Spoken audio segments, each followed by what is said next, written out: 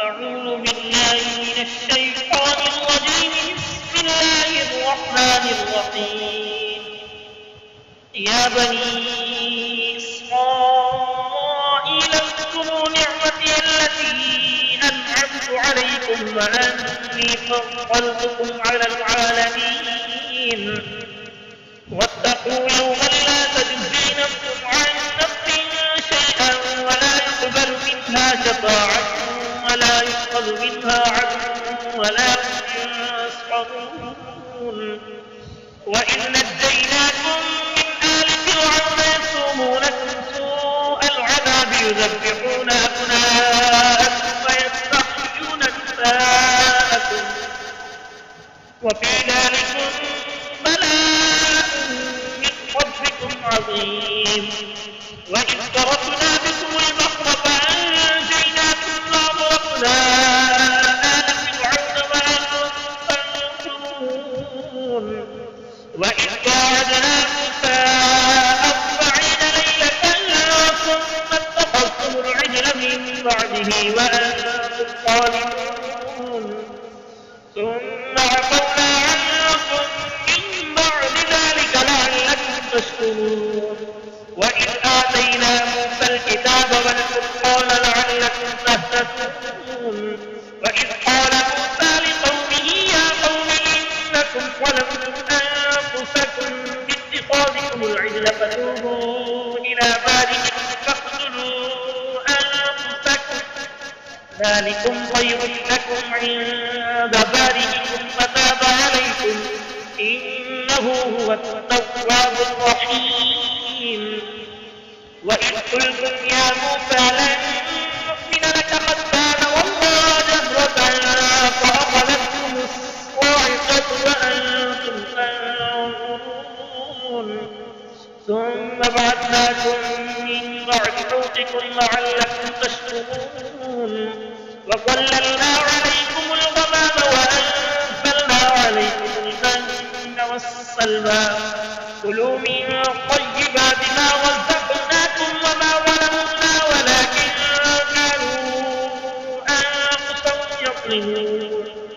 وإذ قلنا ادخلوا هذه القرية فكلوا منها حيث شئتم رغدا وادخلوا الباب سجدا وقولوا حطة نغفر لكم خطاياكم وسنزيد المحسنين.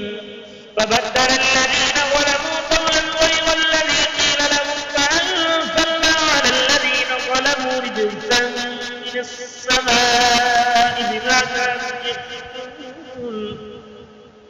وإذ استسقى موسى لقومه فقلنا اضرب بعصاك الحجر فانفجرت منه 12 عينا قد علم كل أناس مشربهم كلوا واشربوا من رزق الله ولا تعثوا في الأرض مفسدين. وإذ قلتم يا موسى لن نصبر على طعام واحد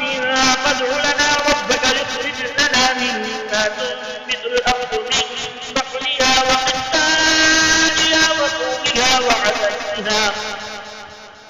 مما تنبت الأرض من بقلها وقثائها وفومها وعدسها وبصلها قال أتستبدلون الذي هو أدنى بالذي هو خير اهبطوا مصرا فإن لكم ما سألتم وضربت عليهم الذلة والمسكنة وباءوا بغضب من الله ذلك بأنهم كانوا يكفرون بآيات الله ويقتلون النبيين بغير الحق ذلك بما عصوا وكانوا يعتدون. إن الذين آمنوا والذين هادوا والنصارى والصابئين من آمن بالله واليوم الآخر وعمل صالحا فلهم أجرهم عند ربهم ولا خوف عليهم ولا هم يحزنون. وإذ أخذنا ميثاقكم ورفعنا فوقكم الطور خذوا ما آتيناكم بقوة واذكروا ما فيه لعلكم تتقون. تتقون ثم توليتم من بعد ذلك ولولا فضل الله عليكم ورحمته لكنتم من الخاسرين ولقد علمتم الذين اعتدوا منكم في السبت فقلنا لهم كونوا قردة خاسئين فجعلناها نكالا لما بين يديها وما خلفها وموعظة للمتقين وإذ قال موسى لقومه إن الله يأمركم أن تذبحوا بقرة قالوا أتتخذنا هزوا قال أعوذ بالله أن أكون من الجاهلين قال ادع لنا ربك يبين لنا ما هي قال إنه يقول إنها بقرة لا فارغ ولا بكر عوان بين ذلك فافعلوا ما تؤمرون قال ادع لنا ربك يبين لنا ما لونها قال إنه يقول إنها بقرة صفراء فاقع لونها تسر الناظرين قالوا ادع لنا ربك يبين لنا ما هي إن البقرة تشابه علينا وإنا إن شاء الله لمهتدون قال إنه يقول إنها بقرة لا ذلول تثير الأرض ولا تسقي الحرث مسلمة لا شية فيها قالوا الآن جئت بالحق فذبحوها وما كانوا يفعلون وإذ قتلتم نفسا فادارأتم فيها والله مخرج ما كنتم تكتمون فقلنا اضربوه ببعضها كذلك يحيي الله الموتى ويريكم آياته لعلكم تعقلون ثم قست قلوبكم من بعد ذلك فهي كالحجارة أو أشد قسوة وإن من الحجارة لما يتفجر منه الأنهار وإن